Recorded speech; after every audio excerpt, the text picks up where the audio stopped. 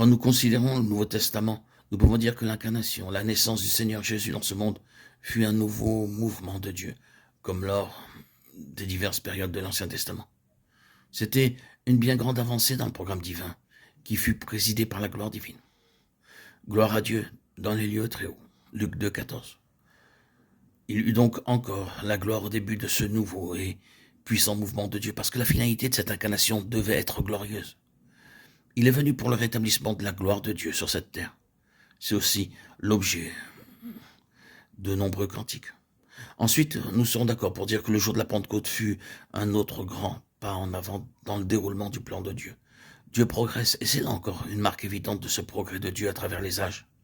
Le jour de la Pentecôte était une avancée divine et céleste. Et quelle gloire ce fut alors!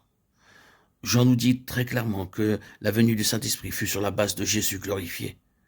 Il a déclaré « l'Esprit n'était pas encore », parce que Jésus n'avait pas encore été glorifié. Jean 7, 39. Démontrant donc que l'Esprit fut donné lorsque Jésus fut glorifié. Ce fut encore sur la base de la gloire que Dieu agissait. Nous pourrions aller encore plus loin et en considérant quelques-uns de ceux qui furent des instruments individuels à l'origine des nouveaux mouvements de Dieu. Nous voyons qu'un nouveau mouvement de Dieu s'accomplissait par le moyen de Pierre. Il n'y a aucun doute à ce sujet. C'est réellement un nouveau mouvement.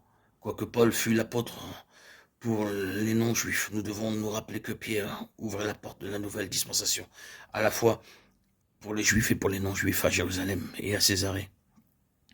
C'est un nouveau et puissant mouvement. Et le ministère de Pierre avait été déterminé par cette gloire. Il nous est dit qu'il était avec Jésus sur la sainte montagne et vit sa gloire, de Pierre 1, 16, 18. Cela avait incontestablement impulsé une dynamique formidable dans la vie de Pierre. L'Esprit Saint avait interprété tout cela pour lui le jour de la Pentecôte. Il reçut une nouvelle compréhension de l'Écriture et en saisissant le Seigneur de manière toute nouvelle, le ciel fut ouvert. Ce grand principe de la gloire avait eu une très grande influence sur le ministère et sur l'œuvre afin que Pierre persévère jusqu'au bout. C'est aussi clairement démontré dans le cas de Jean, qui fut avec Jésus si longtemps comme son co-ouvrier et son apôtre, du moins dans Jérusalem. Quand nous considérons le début du livre de l'Apocalypse, une fois encore, nous reconnaissons que nous sommes en présence d'un nouveau mouvement. Un nouveau mouvement pour la restauration de cette gloire tellement obscurcie et si limitée dans les églises au cours de cette période. Le Seigneur vint vers Jean, à Patmos, dans une vision. Mais c'était une chose si glorieuse et les visions étaient, elles aussi, tellement glorieuses que plus d'une fois Jean fut complètement prostré devant le Seigneur. Cependant, il fut relevé grâce à l'impact irrésistible de la vision de cette gloire. Apocalypse 1, 17, 19, 10, 22, 28.